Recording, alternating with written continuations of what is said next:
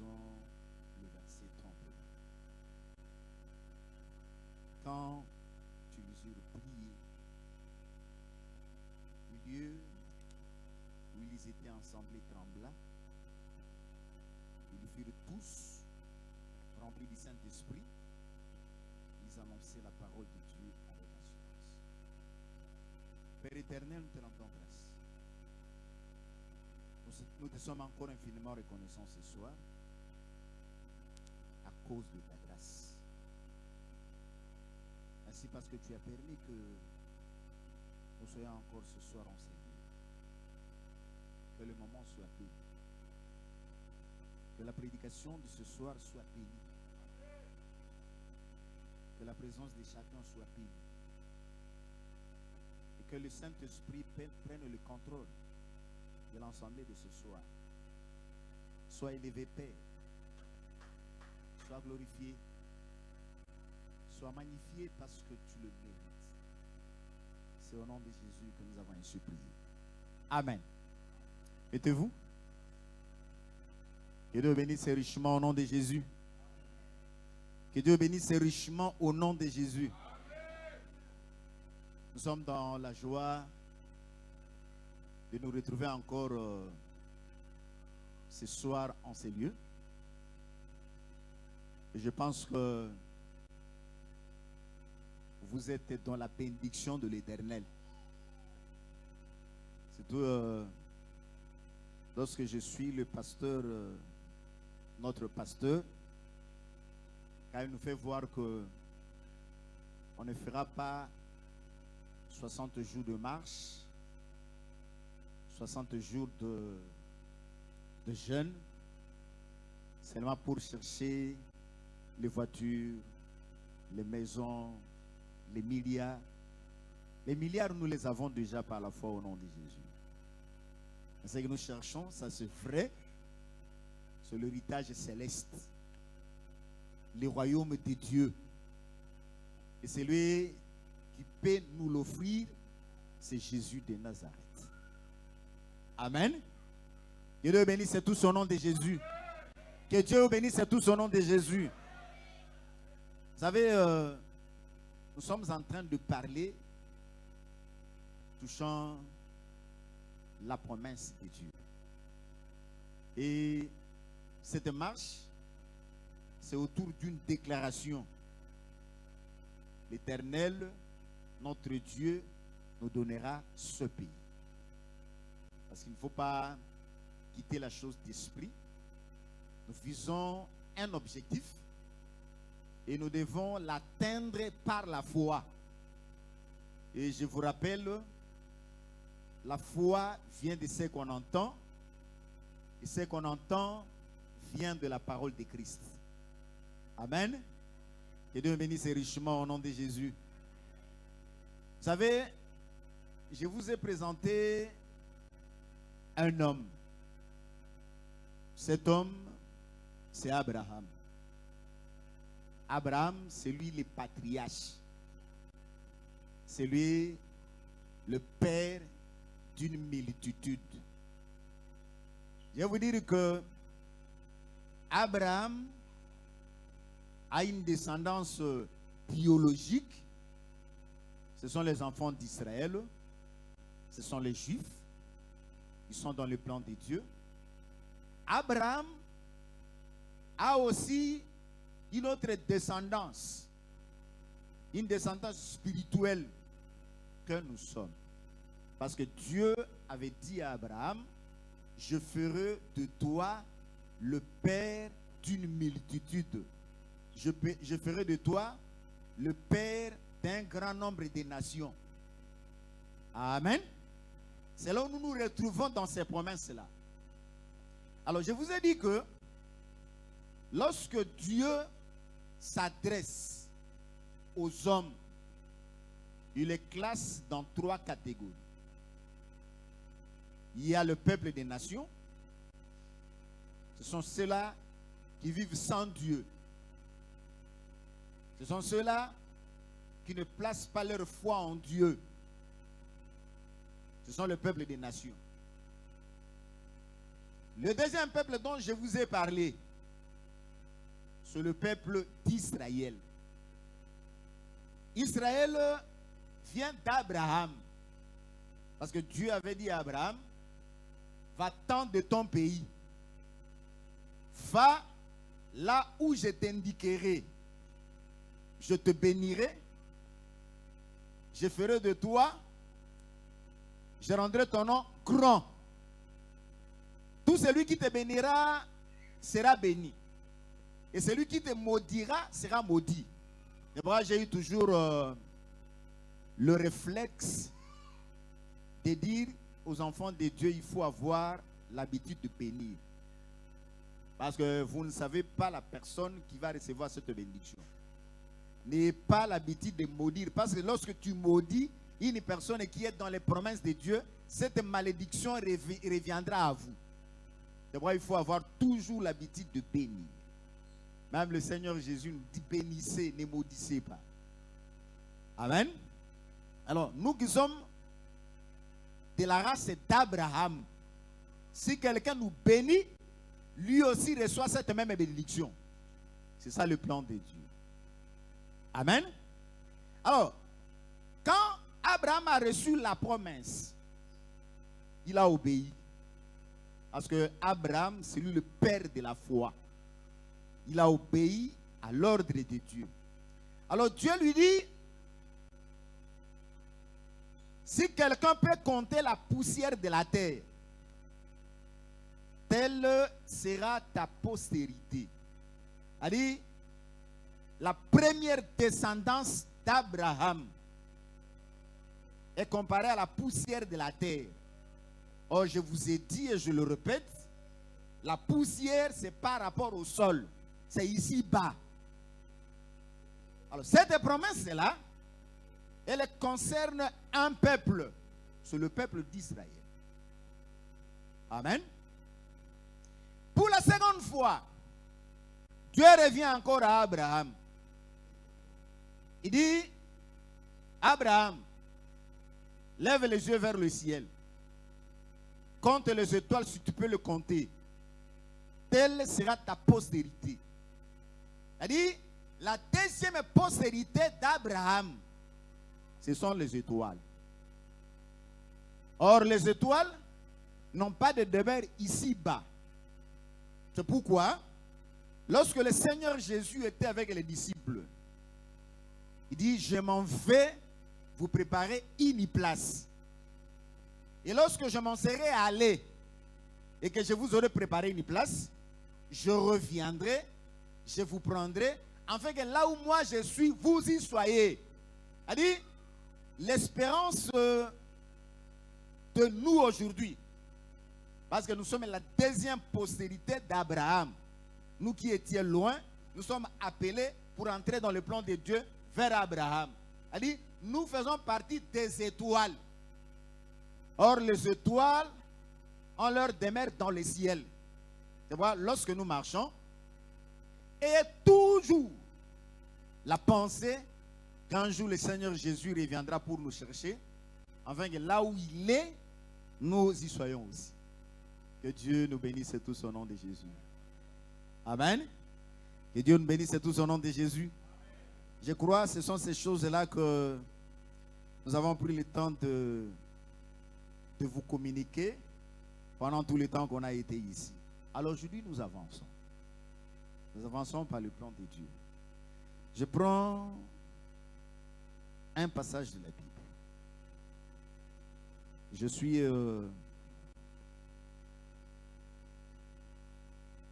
suis dans le livre des psaumes.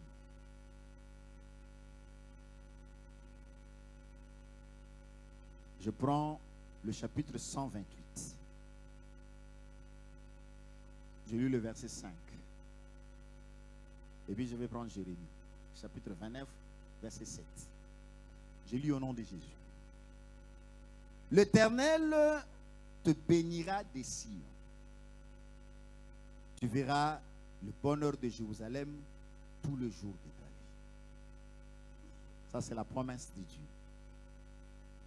Jérémie 29, verset 7. Cherchez le bien de la ville où je vous ai amené en captivité. Et priez l'Éternel en sa faveur, parce que votre bonheur dépend du sien. C'est-à-dire, votre bonheur en dépend. Amen. Je voudrais que nous puissions revenir ici. Nous ne sommes pas en l'air, nous ne sommes pas encore au ciel, mais nous sommes sur la terre. Amen.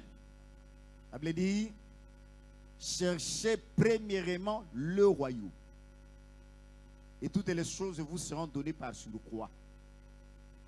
Je reviens à ce que l'homme de Dieu a dit tout à l'heure là, avant de me céder le micro, qu'on ne peut pas jeûner pendant 60 jours seulement pour le bien de ce monde. Mais ce que nous devons d'abord chercher, c'est la vie. Et la vie éternelle, c'est le Seigneur qui l'accorde. Amen. Maintenant, ici, nous sommes en Turquie. Ici, le prophète dit, cherchez le bien de la ville où je vous ai amené. Le bien.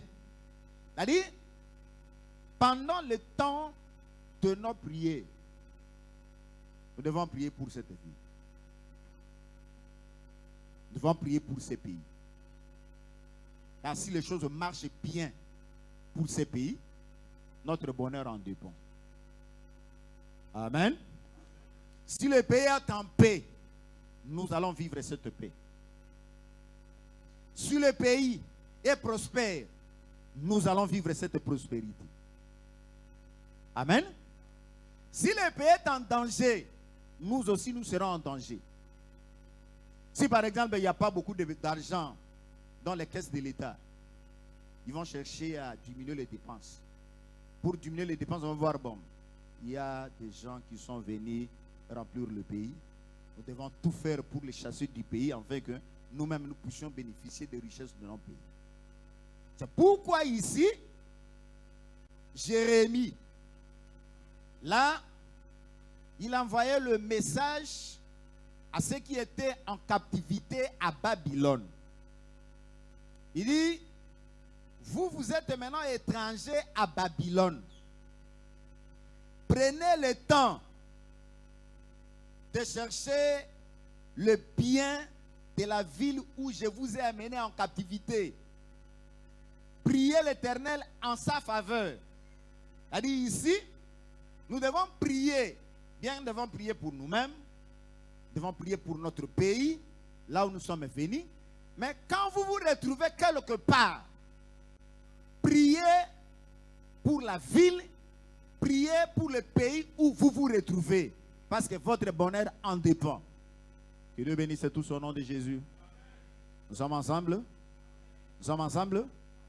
Parce que notre Dieu, c'est un Dieu juste. Vous savez, il dit à Israël, il dit quoi?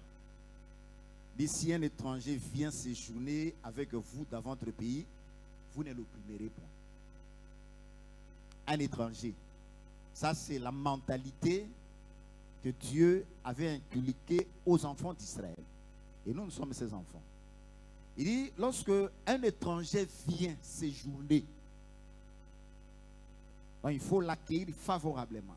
C'est pourquoi même Dieu dit dans Hébreu, il dit, exercer l'hospitalité, parce que quelques-uns l'ayant exercé, ils ont hébergé les anges sous leur toit.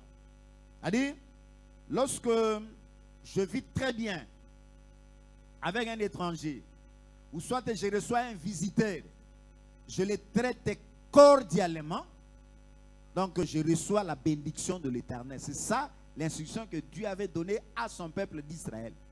C'est pourquoi je sais que vous vivez très bien avec les indigènes, les gens de ces lieux. Bien que beaucoup n'ont pas donné leur foi en Jésus, des fois parce que nous sommes appelés à propager la bonne nouvelle. C'est ça, non? Allez, lorsque nous recevons le Saint-Esprit, la première mission du Saint-Esprit, c'est la propagation de la bonne nouvelle. Et surtout, l'évangile que nous avons, ce n'est pas un évangile d'un seul contrée. C'est-à-dire, si je suis congolais, je prêche seulement les Congolais. Non. Si je suis congolais, je ne prêcherai pas un Angolais. Je ne prêcherai pas un Turc. Je ne prêcherai pas un Français. Non. L'évangile que nous avons n'a pas de frontières. Vous savez, pendant la loi, Dieu s'adressait seulement à un seul peuple. C'est le peuple d'Israël. Mais lorsque Jésus est arrivé, même au départ, quand il a envoyé les disciples prêcher, il avait dit quoi? Entrez seulement dans les maisons des fils d'Israël. C'était la première mission que Jésus avait donnée aux disciples. C'est-à-dire, les apôtres, pendant que Jésus était vivant, n'ont pas prêché les nations. C'est-à-dire, ils n'ont pas prêché les païens. Ils allaient seulement vers les brebis perdues de la maison d'Israël. Parce que les gens des nations étaient considérés comme une impureté à la face des enfants d'Israël. Mais maintenant, après la résurrection de Jésus, il est mort, il est ressuscité. Avant de monter au ciel, il change maintenant la mission de ses apôtres. Il dit quoi? Allez, faites des disciples de toutes les nations. Baptisez-les. Là, je suis dans Matthieu. Matthieu chapitre 28. Il dit baptisez-les au nom du Père, Fils et Saint-Esprit. Mais aucun apôtre a baptisé dans le nom du Père, Fils et Saint-Esprit. Donc le baptême, selon les fondements des apôtres, le baptême se donne par immersion complète au nom de Jésus. Amen. Parce qu'il y a de ceux-là qui sont baptisés ici au nom de Jésus. Amen. Que Dieu bénisse tous au nom de Jésus. Parce que vous comprenez, si on peut revenir sur le baptême, quand vous lisez ce passage, il dit baptisez-les au nom. Le nom, c'est au singulier. Père, Fils, Saint-Esprit. Alors, dans la révélation, nous devons chercher à comprendre qui est le Père. Parce que le Père, ce n'est pas un nom propre. Moi, biologiquement, j'ai un père. C'est lui qui m'a engendré. Moi aussi, j'ai fait des enfants. Ces enfants m'appellent les pères. Et quand on dit baptiser au nom du Père, qui est ce Père? Il faut chercher à connaître qui est ce Père. Or, dans Ésaïe, quand on parlait du Fils qui devait naître, il dit, un enfant nous est né. On l'appellera Père éternel. Amen. Baptisez-le au nom du Père, Fils. Qui est le Fils? Le Fils, il doit avoir un nom. Saint-Esprit. Le Saint-Esprit doit avoir un nom. Père, Fils, Saint-Esprit. Tout se centre dans une seule personne, c'est Jésus. C'est pourquoi, même quand on parle du baptême, lorsque nous croyons au Seigneur Jésus, nous montons sur la croix avec Jésus. Alors, comme le corps ne restera pas suspendu au bois, il faut que le corps soit enterré. C'est-à-dire, le baptême représente l'enterrement, l'ensevelissement. C'est-à-dire, nous qui sommes morts avec Christ sur la croix, nous sommes ensevelis. C'est-à-dire, le premier homme est enterré, et lorsque nous sortons de l'eau, donc nous sortons avec une nouveauté, nous devenons le nouveau homme. Amen. L'ancienne créature est passée, et voici, on devient de nouvelles créatures. C'est pourquoi lorsque, d'ailleurs, pour faire membre de l'église, il faut se faire baptiser au nom de Jésus. C'est ça le vrai baptême. Amen. Alors quand on reçoit le baptême, c'est alors que la promesse du Saint-Esprit va suivre. Vous savez, lorsque le pasteur a pris la parole ici, je vais dire une chose. Il y a recevoir le Saint-Esprit. On reçoit le Saint-Esprit une seule fois dans la vie. Une fois. Et quand Dieu donne le Saint-Esprit, parce que c'est un don, hein, il ne se répand pas. On reçoit le Saint-Esprit le jour où on écoute la parole, la vraie. Alors, ce qui nous reste chaque jour, c'est quoi? C'est être rempli du Saint-Esprit. C'est-à-dire, être rempli, maintenant nous avons des dimensions. Vous me comprenez très bien? C'est-à-dire, je pouvais avoir la foi. Je prie pour un malade qui a un mot de tête, s'il est guéri. Je ne m'arrête pas là. Dis Seigneur, fais-moi grâce. Donc pour que, par l'onction que tu placeras en moi, que je fasse marcher un paralytique. Vous comprenez? Quand je lis encore dans la Bible, je vis que, oh non, les apôtres ont ressuscité les morts. Pourquoi pas moi? Elle dit, à chaque jour, nous devons recevoir une portion de la puissance du Saint-Esprit. Que Dieu bénisse tout son nom de Jésus. Elle dit, je reçois le Saint-Esprit, mais il faut qu'il y ait des dimensions. Je parle en langue, je ne m'arrête pas là, il faut interpréter. J'ai l'interprétation des langues, donc il faut le don de prophétie. Je quitte le don de prophétie, il faut le don de miracles, les dons de guérison. Donc tout ça, c'est des portions de puissance que le Saint-Esprit met en nous. Alors, je rentre. Là où j'avais dit, allez faire des disciples de toutes les nations, baptisez-les. Maintenant, allez partout dans le monde. Faites des disciples de toutes les nations. C'est-à-dire, remarquez, la première mission, c'était d'aller seulement vers le brebis perdu de la maison d'Israël. Parce que nous étions considérés comme des impurs, des chiens. Un jour, Jésus a suivi une maman qui a dit, même les chiens profitent des miettes qui tombent de la table des enfants. C'est-à-dire, nous qui étions loin, nous avons maintenant le bénéfice de manger quelque chose qui tombe de la table. C'est-à-dire, nous devenons maintenant les enfants de la maison. Que Dieu bénisse tout son nom de Jésus. Alors, maintenant, c'est que je vais vous dire quoi? Parce que ici, Dieu prend compte de l'étranger. Dieu ne néglige pas un étranger. Il dit à Israël, tu ne négligeras pas un étranger. Pourquoi? Là, je prends Deutéronome chapitre 10, verset 19. Il a dit quoi?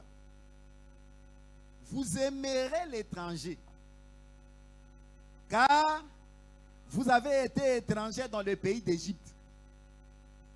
C'est ça ce que la Bible dit. Alors, si vous avez la possibilité de prêcher les gens du lieu où vous êtes, ils tomberont sur ce passage où il est dit, vous aimerez l'étranger, parce que vous-même, vous avez été étranger. Que Dieu bénisse tout au nom de Jésus. Allez, ici, je voulais armer tout le monde que maintenant, il faut entrer dans l'évangélisation. Et lorsqu'il faut évangéliser, dans occasion favorable ou non, il faut prêcher la parole. Et quand on prêche la parole, on ne cherche pas seulement les gens de la même nationalité. Comme moi, je suis africain, je prêche les Africains. Non, je suis africain, je prêche les Africains, je prêche les Européens, je prêche les Asiatiques, je prêche les Américains. Parce que tous, nous formons un seul corps en Jésus. Que Dieu nous bénisse tous au nom de Jésus. Que Dieu bénisse tous au nom de Jésus. Vous savez, même Salomon, lorsqu'il a construit le temple, c'était encore du temps de la loi. Et Dieu avait le regard sur le peuple d'Israël. Le jour où il devait dédier le temple entre les mains du Seigneur, dans sa prière, il a pensé aux étrangers. Qu'est-ce qu'il a dit? 2 Chroniques chapitre 6 verset 32-33. Dit, quand l'étranger qui n'est pas de ton peuple d'Israël viendra d'un pays lointain Comme toi, tu es venu ici d'un pays lointain. C'est trop loin, hein? C'est combien de kilomètres? Des milliers de kilomètres. Hein? D'un pays lointain. À cause de ton grand nom. Le nom de qui? Le nom de l'Éternel. Aujourd'hui, le nom de Jésus. De ta main forte et de ton bras étendu, quand il viendra prier dans cette maison, quelle maison? C'est le temple. Amen. Et vous comprenez, le temple, c'est l'habitation de Dieu. Le temple physique était construit à Jérusalem. Aujourd'hui, nous avons un temple vivant. Dieu a trouvé une demeure. Cette demeure, c'est où? Vous comprenez, je rentre d'abord en Jésus. Le jour où il était à Jourdain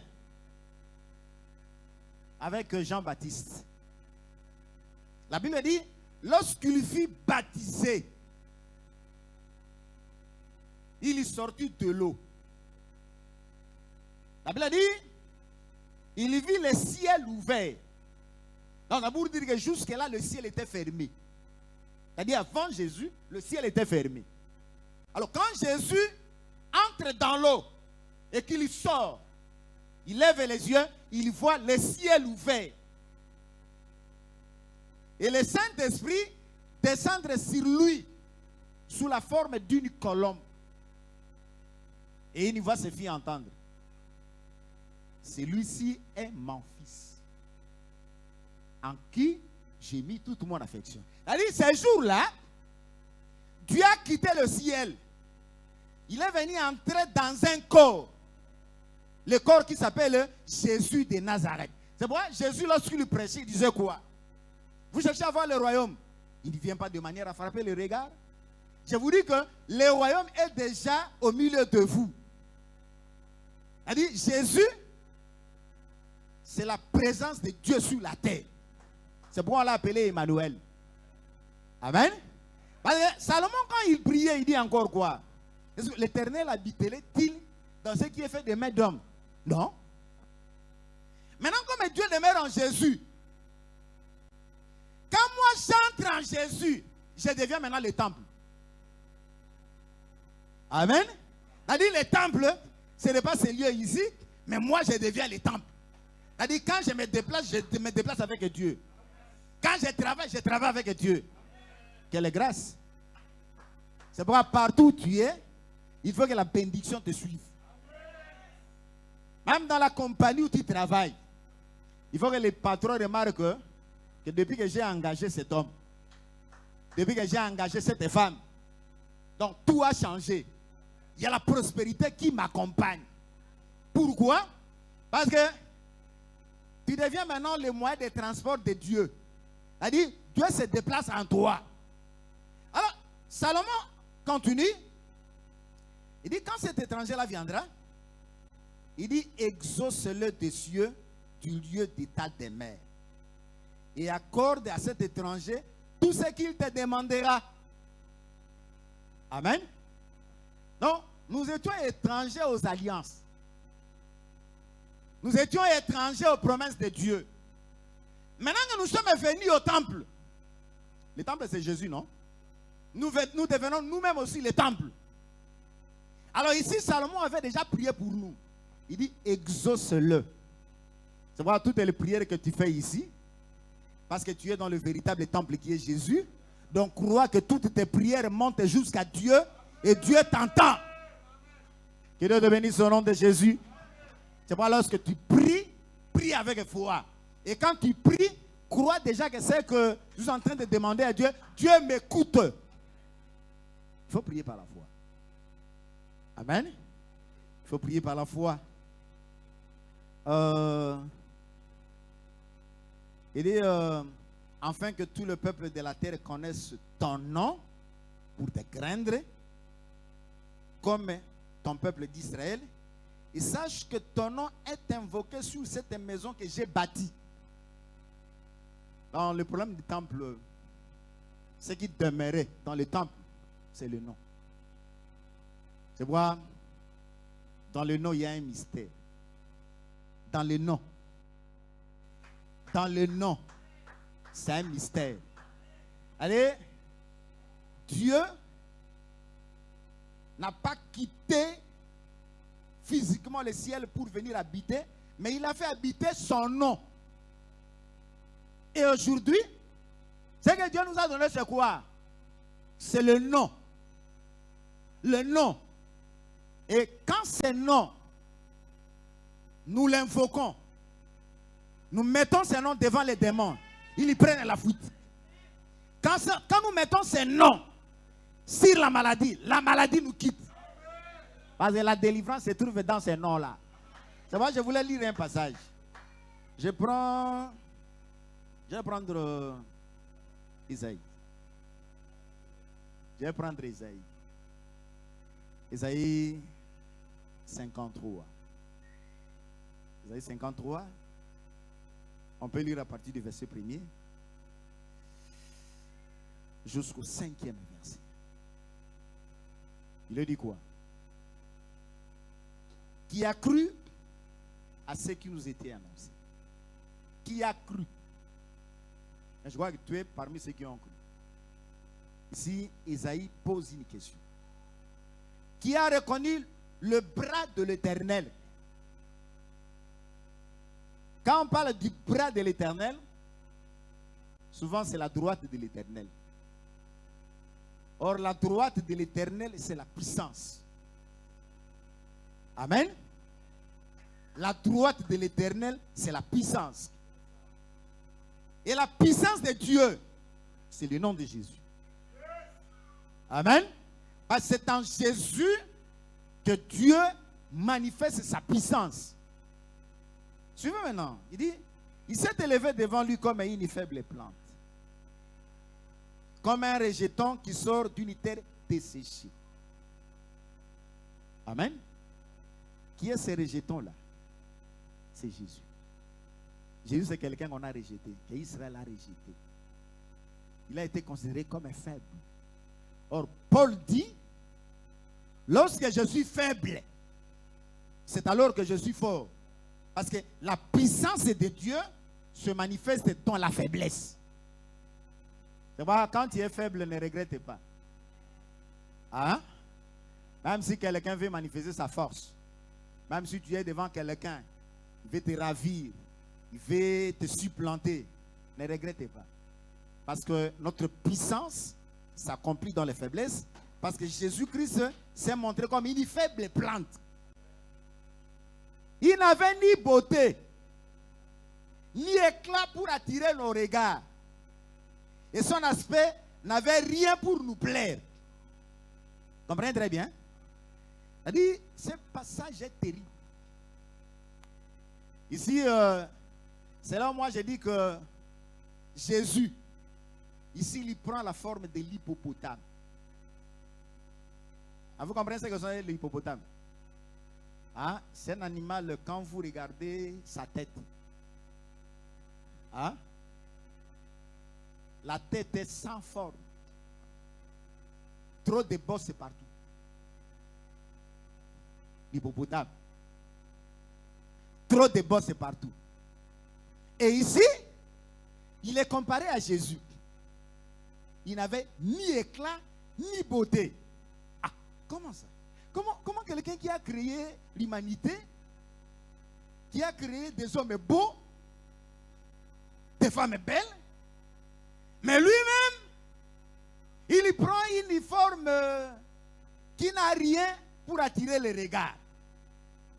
Vous comprenez ça? Il y a un mystère ici. Parce que je prends ce passage qui est en contraste avec le psaume. Le psaume dit quoi? Il est le plus beau de tous les hommes.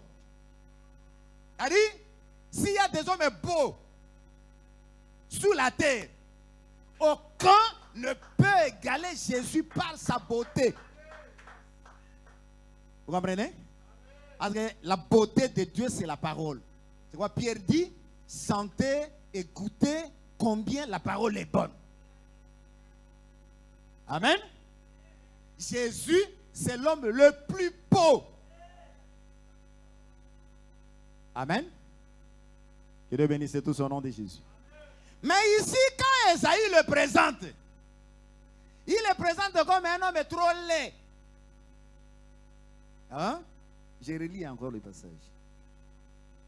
Il dit, il n'avait ni beauté, ni éclat pour attirer nos regards. Et vous regardez, hein? Il longue bêta na bêta. Hein? Rien qui pouvait attirer. Vous savez quoi? Quand est-ce que Jésus a perdu la beauté? Parce qu'en principe, lorsque vous regardez toute la créature, c'est le mâle qui est beau. Regardez le coq et la poule, qui a un physique qui peut attirer, c'est le coq.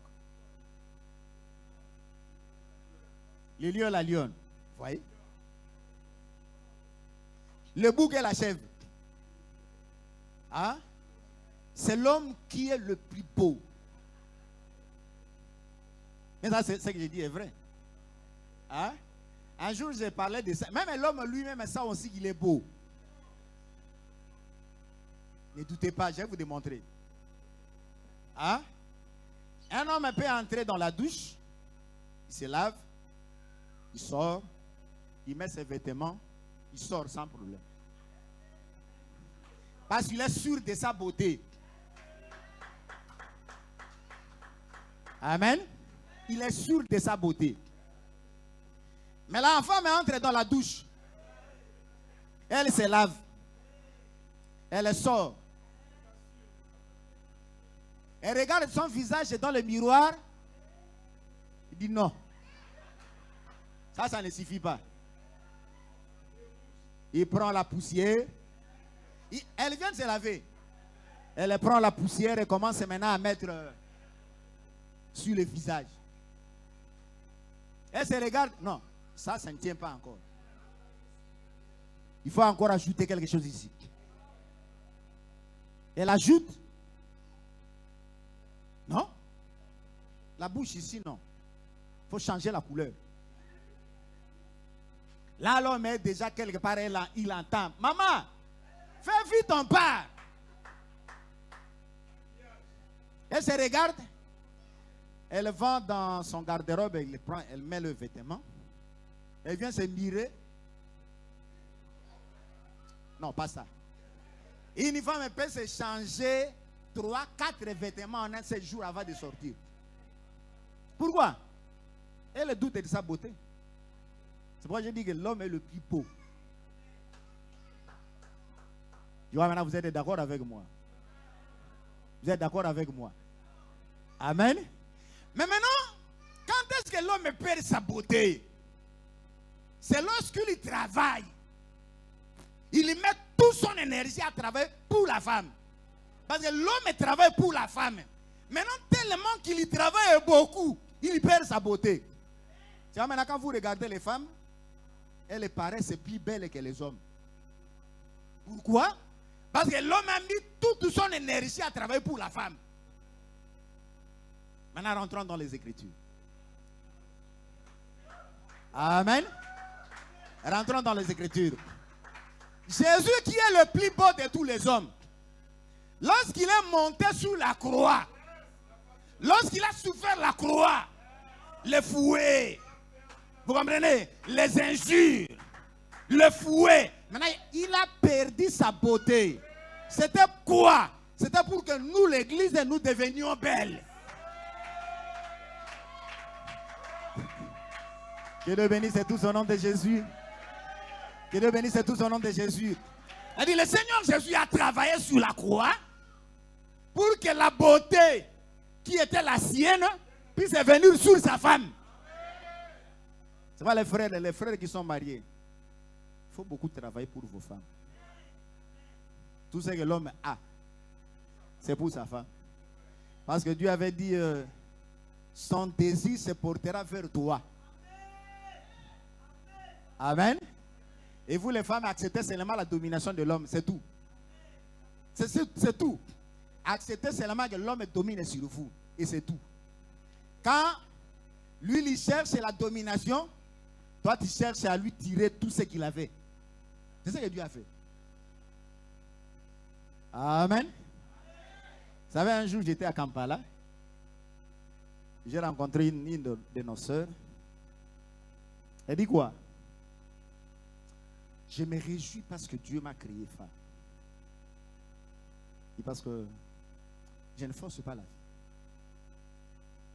Quand les factures viennent à la maison, factures de régie des eaux, ici on appelle ça comment? Sourd, hein? Et skill. Quand les skills viennent, elle les regarde et dit, mettez ça là-bas. On entend lorsque votre papa sera de retour. Quand l'enfant arrive, oh, maman, on nous demande le Minerval. Il dit, entendez votre papa lorsqu'il arrive. Vous comprenez? C'est pourquoi, lorsqu'il rentre à la maison, donc je suis trop pressé à lui enlever les habits, à lui déchausser. Et quand je lui sers, quand il me dit, maman, il manque du piment, vite je coupe. Parce que moi j'ai seulement des petits travaux. Mais les gros, c'est pour lui. Vous comprenez? L'homme travaille durement pour assurer maintenant la beauté de la femme. Que Dieu bénisse tout son nom de Jésus.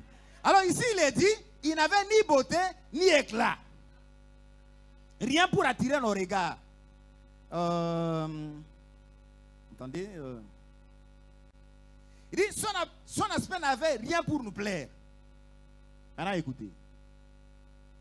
Méprisé et abandonné des hommes. Jésus était méprisé. Parce que Jésus, d'abord c'est lui qui a créé toute l'humanité. Le Créateur. Maintenant quand le Créateur arrive, donc il est méprisé et il est abandonné des hommes. Quand il est monté sur la croix, il est monté seul. Personne n'était avec lui. Même les apôtres ont fui. Abandonné des hommes. Homme de douleur, habitué à la souffrance. Vous voyez là où il a perdu la beauté? Homme de douleur, habitué à la souffrance. C'est pourquoi nous ici, nous sommes la femme. Ah, mais les hommes qui sont ici. Quand nous revenons dans la chose de Dieu, tous nous sommes femmes. L'unique homme, c'est Jésus. Amen. Lui, c'est notre époux. Nous, nous sommes la femme. Maintenant, quand la souffrance arrive, nous devons lui rappeler. Dit, nous sommes la femme. Nous ne sommes pas habitués à la souffrance. La souffrance, c'est toi. Amen. Tu es dans la souffrance? Remets cette souffrance à l'homme. Amen. Tu as un fardeau? Dépose ce fardeau auprès de Jésus. C'est là il a dit, vous tous qui êtes fatigués, venez à moi. Fatigués de la vie, fatigués de souffrance, fatigués de vivre en clandestinité, fatigués par la peur, par le stress. Dis Seigneur, je remets tout entre tes saintes mains. Il dit, vous tous qui êtes fatigués, venez à moi. Je vous donnerai du repos. Celui qui donne le repos, c'est l'homme. Et le repos, c'est pour les étoiles. Amen. Les étoiles apparaissent la nuit, non? Mais le jour, le sable, c'est le jour. Là où j'ai dit que Israël a reçu l'appel du matin. Or, le matin, on travaille. La loi exige les œuvres. Mais le soir, c'est la grâce. Le soir, c'est le repos. C'est-à-dire, nous sommes appelés à entrer dans le repos. Nous sommes appelés à entrer dans le sabbat de Dieu.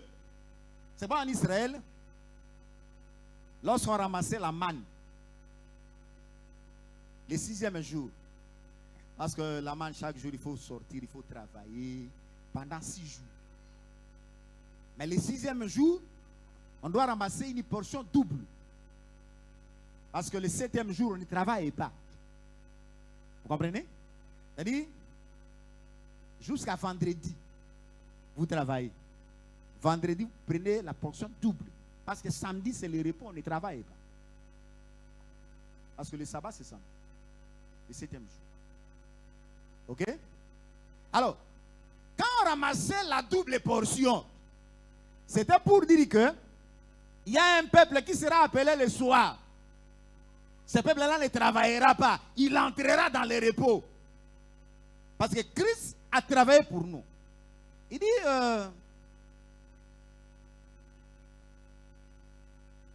semblable à celui dont on détourne le visage.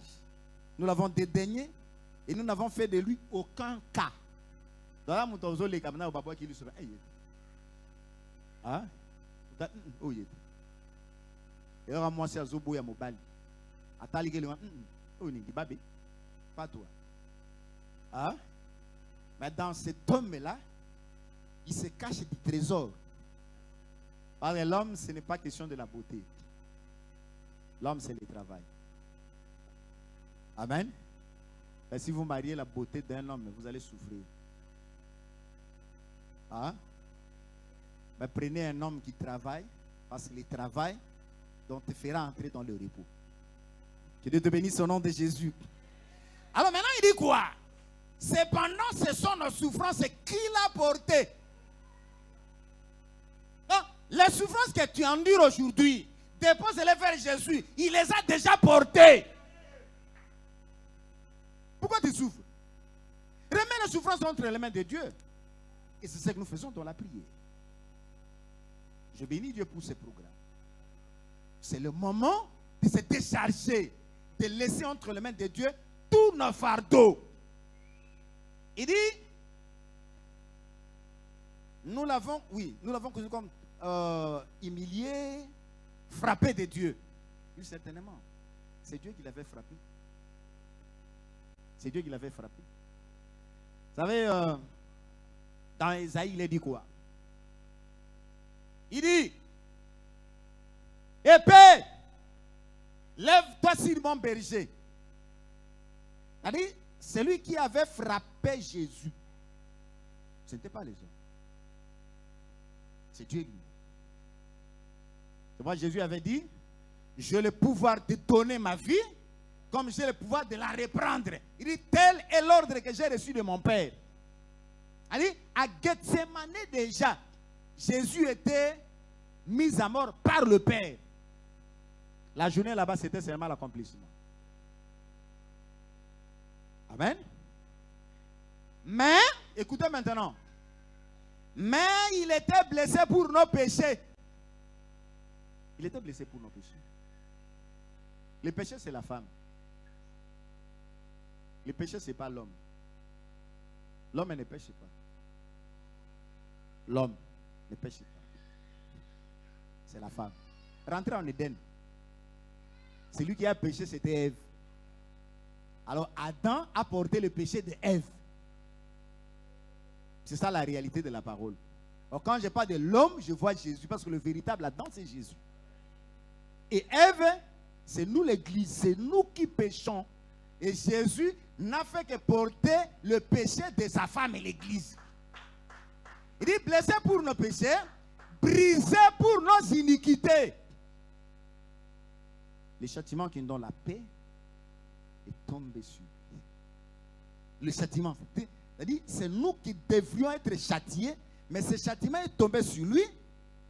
Et par ses meurtrissures, nous sommes guéris. Amen. Tu es malade? Regarde les meurtrissures de Jésus. Les bosses lui avaient réussi à la tête. La couronne d'épines. Les blessures dans ses mains. Les blessures à sa côte. Le sang a coulé. Donc c'était pour que toi tu reçoives la guérison. C'est pourquoi j'ai dit aujourd'hui, si tu es malade, regarde les meurtrissures de Jésus. Donc je me souviens un jour, un évangile se prêchait. Nous allons arrêter ici. un évangéliste prêchait. Dans sa méditation, il tombe sur Pierre. Là où il est écrit, guéri par ses meurtrissures. Alors lui, ce passage-là l'a dépassé. Il commençait maintenant à se poser la question. Seigneur, ça signifie quoi? Guéri par ses meurtrissures. Il s'est posé beaucoup de questions. Guéri par ses meurtrissures, ça signifie quoi? Une voix lui fit dire ceci. Je ne te demande pas de comprendre, mais je te demande de croire. Donc lui, il souffrait de la toux pendant des années. Alors il priait le Seigneur. Mais quand il est tombé sur ces passages, guéri par ses meurtrissures, alors la voix lui fit entendre, ne cherchez pas à comprendre, mais crois. Alors depuis ce jour-là, j'ai commencé à louer Dieu. Seigneur Jésus, merci parce que ma toux a été gagnée. Merci parce que ma maladie a été détruite. Merci parce que tu as pris cette maladie sur toi depuis la croix. Il a commencé à louer, il a commencé à louer, il a commencé à louer et c'était fini. Il est resté comme ça, il continuait sa vie. Un jour, la pensée lui vient. Oh, mais moi, je souffrais de la toux, non? Où est partie cette toux? Allez, la toux a disparu comme ça, sans que lui-même sache comment cette toux-là a abandonné. Amen. C'est le Seigneur Jésus est vivant. Il y a une chose. La Bible dit, tout est possible à Dieu. L'impossible n'existe pas en Dieu. Alors, il faut associer ça à une autre parole. Tout est possible à celui qui croit. Fais le mariage de ces deux passages. Tout est possible à Dieu et tout est possible à celui qui croit. Maintenant, si tu crois, quelle que soit ta maladie, Jésus a payé le prix sur la croix. Non, je voudrais qu'aujourd'hui tu sortes ici dégagé de toute maladie. Aujourd'hui déjà, la maladie, dépose ça au pied de la croix. Non, commence seulement à dire que Seigneur Jésus, merci parce que ma maladie a été gagnée depuis la croix de Golgotha. Merci parce que mon mot de ventre était déjà gagné. Aujourd'hui, je l'abandonne au pied de la croix. Merci pour la guérison. Merci pour la délivrance. Merci pour la santé. Que Dieu bénisse tout au nom de Jésus. Nous allons arrêter aujourd'hui ici. Que le Dieu de gloire soit élevé. Que le Dieu de gloire soit béni. Alors nous allons passer à la matérialisation de cette parole. Guéri par ses meurtrissures. Guéri par ses meurtrissures. Lui, l'homme habitué